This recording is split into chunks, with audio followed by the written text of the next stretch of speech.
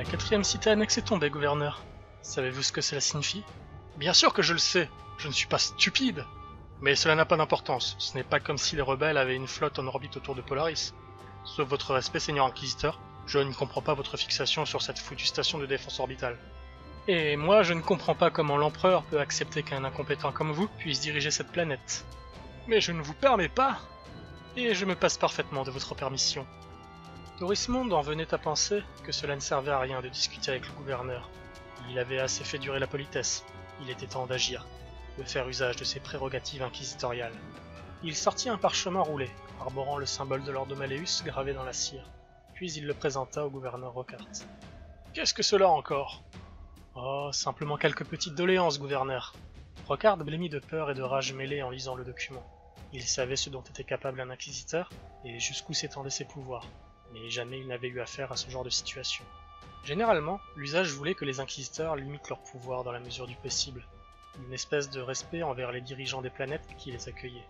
Mais Torismond n'avait plus la patience de jouer à ce petit jeu diplomatique. En fait, techniquement, il n'y avait même plus de diplomatie. Rockhart avait été relevé de ses fonctions, et l'inquisiteur assurait l'entière responsabilité du sort de cette planète jusqu'à ce que la crise soit écartée, ou que l'empereur en décide autrement. En pratique, cela revenait juste à dire que l'inquisiteur avait droit de vie et de mort sur cette planète jusqu'à la fin des troubles. Cependant, la question de savoir si oui ou non la crise était passée était paradoxalement laissée à son seul jugement. L'ex-gouverneur s'effondra dans son fauteuil sans mot dire, le papier signalant sa perte d'autorité toujours à la main. Il regarda l'inquisiteur d'un air incrédule, comme s'il s'attendait à ce qu'on lui annonce une mauvaise blague.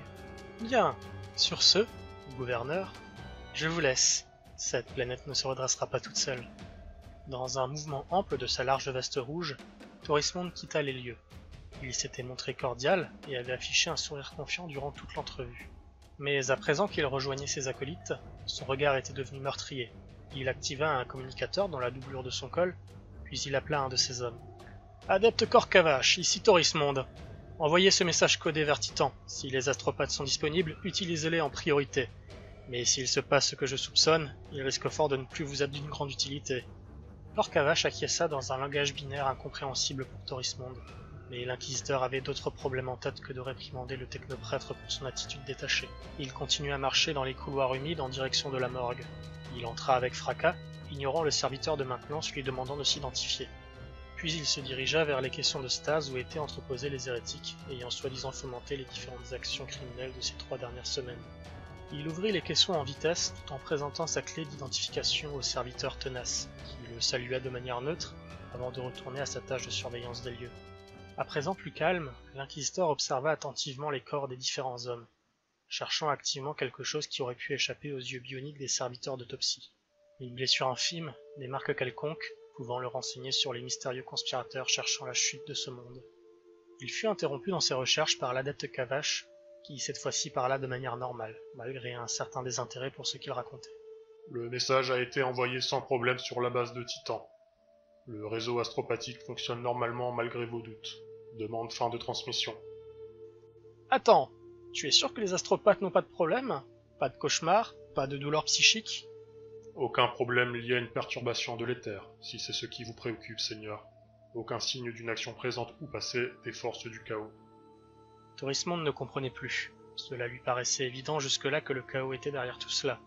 Qui d'autre que les Marines Renégats et leur sombre dieu pouvait sévir avec autant d'efficacité? Il frappa des poings sur le billard froid en pestant contre son incompréhension. Puis son regard tomba sur quelque chose, entre la poitrine et la clavicule de l'homme qu'il venait d'examiner. Une brûlure infime, presque imperceptible. Il constata la même brûlure sur chacun des autres traîtres, placés exactement au même endroit. À présent qu'il avait remarqué leur existence, elle lui apparaissait énorme, démesurée, emplissant son esprit, et il se maudit de ne pas avoir remarqué un indice si évident plus tôt. Il appela alors son équipe. Celle-ci arriva rapidement, à l'exception de Corcavache qui attendait à l'Astra Telepathica de recevoir la réponse de l'ordre de Malleus. Ils se placèrent en ligne devant Torismond, qui les dévisageait avec colère. Linda Triboris était parmi eux, remise de son traumatisme psychique, comme s'il n'avait jamais eu lieu, comme si le destin s'acharnait à faire croire à la non-implication du Warp dans cette affaire. Les 3 acolytes étaient si absorbés par le visage renfrogné de Torismond qu'ils ne remarquèrent même pas la demi-douzaine de serviteurs d'autopsie qui analysaient consciencieusement les marques brunies sur les cadavres. Ce fut Craig qui réagit le premier. « Seigneur, pourquoi sommes-nous ici? Et pourquoi ses serviteurs refont des examens à ces cadavres? Torismond ne répondit pas. Il appela Linda et profita de son réveil inopiné pour lui faire utiliser ses dons d'empathie avec un cadavre. Évidemment, elle ne ressentit rien. Les morts éprouvent rarement des sentiments. Elle recula après avoir effectué l'étrange demande de l'inquisiteur. Torismond cherchait autre chose. Linda avait subi les périls du warp il y a peu, et il en résultait forcément une sensibilité accrue à la présence du chaos, une sorte de réaction allergique dès la mise en contact. Mais il ne se passa rien, aux grandes dames de Torismond. Ses acolytes se regardèrent discrètement, sans comprendre ce qu'il se passait. Puis, après quelques minutes de silence, perturbé uniquement par le bruit des bottes de Torismond, effectuant des va-et-vient nerveux dans la pièce, un serviteur fit son rapport d'analyse. Serviteur Rec Haute 27. Rapport d'examen complémentaire du... Abrégé! Rugit l'inquisiteur aigri. Après quelques secondes de traitement de données, et malgré les nombreux vestiges humains qui composaient encore son corps cybernétique, le serviteur adopta un comportement détaché face à l'agressivité de Torismond. Il continua son rapport. Les marques causées par des brûlures chirurgicales n'ont pas été prises en compte dans l'autopsie, la raison étant leur apposition post-mortem. La cautérisation a été pratiquée avec un grand soin, malgré les outils apparemment rudimentaires utilisés. Des traces d'encre ayant été détectées, le corps Rec-Haute présume à l'effacement brutal d'un pictogramme sous-cutané. As-tu des indications sur le tatouage en question? Suivant la procédure médico-légale exigée par la présente autorité d'un inquisiteur dans le système, des analyses poussées ont permis de reconstituer des fragments incomplets de chaque pictogramme. Cependant, aucune image résiduelle utilisable n'a pu être retirée de ces examens. Transfère les résultats dans l'holosphère de mon bureau, et remets les cadavres en stase. Ne les incinère pas sans mon ordre express. Le serviteur acquiesça, avant de retourner à ses tâches préprogrammées. Torismond ne perdit pas de temps, et s'envola presque vers la porte, suivi de près par Craig Holdfast et ses deux comparses, plongés dans l'incompréhension la plus totale. Ils arrivèrent au bout d'une dizaine de minutes dans le bureau de l'inquisiteur. Celui-ci activa une manette sur son écritoire qui se renversa, laissant apparaître une sphère holographique turquoise. De nombreuses données binaires s'affichaient et disparaissaient dans un flux continu à l'intérieur de la sphère. Torismond aboya ses commandes. Ouverture de l'application la plus récente. Communication demandée par le gouverneur Rockhart, exprima l'holosphère avec une voix féminine. Précédent, mugit l'inquisiteur. Rapport d'analyse pictographique du serviteur Rec-Haute 27. Extra-chargement en cours. Extra-chargement terminé. Commande. Ouverture des documents, puis superposition graphique. Commande en cours. Ouverture. Application. Terminé. Commande. Affichage, puis coupure de l'interface vocale. Sur ces dernières commandes, Torismond semblait plus calme, au bonheur de sa suite, soulagé d'avoir passé sa colère sans subir trop de dommages. Un symbole apparut, dans les dégradés de turquoise à l'intérieur de la sphère holographique. L'image était incomplète, mais on constatait bien que cela représentait quelque chose. L'inquisiteur l'observa quelques instants, puis il s'écroula en souriant dans son fauteuil. « Quelqu'un peut me dire de quoi il s'agit » Au début, personne ne répondit, puis Linda bafouilla une réponse. « Je dirais qu'il s'agit d'une espèce de serpent stylisé. » Le père Willem l'interrompit, sans pour autant montrer beaucoup plus d'assurance qu'elle. « Plutôt qu'un serpent, je dirais personnellement qu'il s'agit là d'une représentation d'un monstre mythologique des Grécanes, datant d'avant l'ère des luttes. Une hydre, il me semble. » Désignant des espaces presque vides, et montrant quelques morceaux du dessin qui apparaissaient, il esquissa du doigt 3 têtes, bifurquant d'un même corps, et leur expliqua grossièrement le mythe de l'hydre, dont les têtes repoussaient plus nombreuses à chaque fois qu'on les lui coupait. Craig et Linda l'écoutaient avec attention, mais Torismond captait ses explications de manière absente, en se balançant tranquillement sur sa chaise, le poing fermé sur sa bouche dans une expression de grande réflexion. Puis il demanda à Linda. « Vous avez étudié sur Titan, il me semble. Vos pouvoirs ont été révélés assez tôt pour que vous suiviez une formation complète, non ?»« Oui, Seigneur. Même si mon âge était limite et m'a causé des difficultés, j'ai pu suivre la formation de l'ordre. » J'ai remarqué que vous aviez été troublé quand le père Willem a mentionné l'hydre. Auriez-vous quelque chose à dire vis-à-vis de ce que vous inspire ce dessin? C'est-à-dire, Seigneur, dans mes études, les formateurs nous ont enseigné un peu d'histoire de l'Imperium. Ce symbole, si mes souvenirs sont exacts, est celui d'une légion astartès de la Grande Croisade. Mais il me semble inconcevable que les protecteurs de l'humanité aient un quelconque rapport avec cette rébellion. Cela ne peut pas être possible. Torismond resta pensif quelques instants. Le progénias scolam de Titan n'apprenait donc pas tout à ses membres de rang inférieur. Dans un sens, c'était compréhensible. Le savoir fait le pouvoir. Il faut le cacher. Un vieil adage dont l'auteur était paradoxalement aussi celui qui avait causé cette rébellion. Le symbole était celui de l'Alpha Légion, 20e légion d'Astartes, créée à l'origine de l'Imperium, il y a plus de 10 000 ans. L'une de celles qui, durant les heures sombres de l'hérésie d'Horus, s'était détournée de l'empereur pour s'avilir et servir les dieux noirs, menée par le fils préféré de l'empereur, le primarque Horus Lupercal. Thorismond avait déjà entendu parler de l'Alpha Légion, mais tout ce qui touchait à ces renégats était baigné de mystère. Les informations les plus sûres dont on disposait sur eux n'étaient au maximum que de simples rumeurs. Même lorsque leur primarque Alpharius était loyal à l'empereur, il cultivait le secret, et ne communiquait presque jamais avec ses frères. Un enfant solitaire, un marginal, préférant la solitude et l'isolement plutôt que de devoir rendre des comptes à d'autres. L'inquisiteur ne comprenait pas. Finalement, c'était bien les forces du chaos qui étaient derrière tout ça. Mais pourquoi alors ne laissait-il aucune trace derrière lui?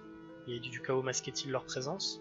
Si oui, pourquoi seulement ici, et pas les autres fois où Thorismond avait eu affaire à leur pouvoir? Il ne comprenait pas, mais la compréhension n'était plus utile à présent. Il connaissait son ennemi. Tu as raison, Linda, ce symbole est un symbole Astartes, celui de l'Alpha Légion. Mais vous apprendrez, en gardant votre calme, je vous le demande, que certaines légions de l'Astartes se sont détournées de l'empereur pour servir notre ennemi. Il y eut une grande huée dans le petit groupe. Indignation et terreur mêlées d'incrédulité firent cependant rapidement place à un calme forcé par le ton de l'inquisiteur qui s'était levé de son siège. Notre adversaire n'est pas n'importe qui, vous l'aurez compris. Nous devons à tout prix découvrir les raisons qui ont mené une légion renégate sur Polaris 3. J'avais pressenti l'implication du chaos dans cette affaire, et j'ai demandé le soutien de nos pairs sur Titan. Leur réponse ne devrait plus tarder.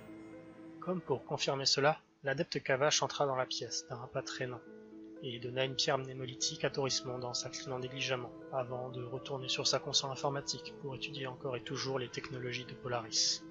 Thorismond enclencha la pierre dans un lecteur de son bureau, et l'holosphère laissa la place à un personnage tout aussi turquoise et dont la silhouette était occasionnellement brouillée par des parasites.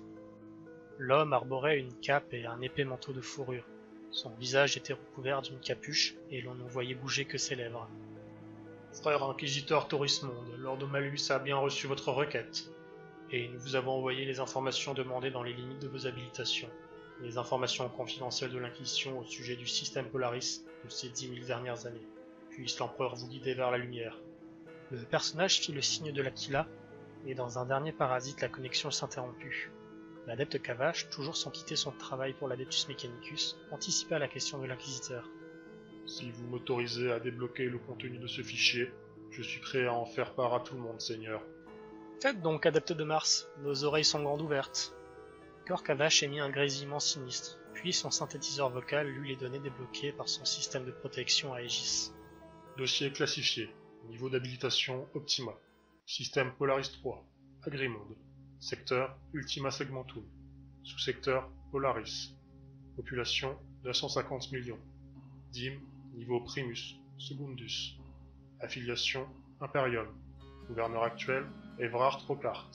Colonisation officielle en 745 M38. La troisième planète du système Polaris fut découverte en 696 M31 durant la Grande Croisade par la 670e flotte expéditionnaire. Le monde ne présentait alors aucun intérêt pour l'implantation de colons. Environnement hostile, terre gelée et absence de traces de civilisation humaine datant de l'âge d'or. Il fut le théâtre d'affrontements entre Space Marines en 147 M34. Le chapitre des Ultramarines fut victorieux et repoussa l'Alpha Légion, excommuniatrix, hors du système. Officieusement, l'Inquisition a établi une base avancée sur ce monde en 152 M34, afin de protéger les artefacts laissés sur place par les Marines renégats. Après leur étude, leur destruction a été programmée, et fut interrompue en 243 M34 par la WAG du seigneur Orc Urdvara Watetfer. La base fut détruite, et les artefacts perdus. Le monde fut finalement débarrassé de la vermine Xenos en 530 M38 par le chapitre des White Consuls, effectuant l'exterminatus sur Polaris 3. Les bombardements orbitaux intensifs causèrent la fin de l'ère glaciaire sur cette planète, la rendant propre à la colonisation. En 745 M38, les premiers colons débarquèrent sur Polaris, qui devint l'Agrimonde, actuellement sous la responsabilité du gouverneur Rockhart. Fin de transmission. L'adepte Corcavache continua de son propre chef, et indiqua que le fichier contenait également les données géostratégiques indiquant les positions des différentes actions mentionnées dans le rapport. Cependant, la majorité de ces positions se trouvait actuellement recouverte de milliards de litres d'eau. Thorismond ferma les yeux, songeur. Même pour ses acolytes, la raison de la venue de l'Alpha Légion était évidente, et il ne prit même pas la peine de la mentionner. Cependant, Il fallait trouver un moyen de savoir où se cachaient ces artefacts, et les détruire avant que les traîtres ne s'en emparent. Et cela n'allait pas être chose facile.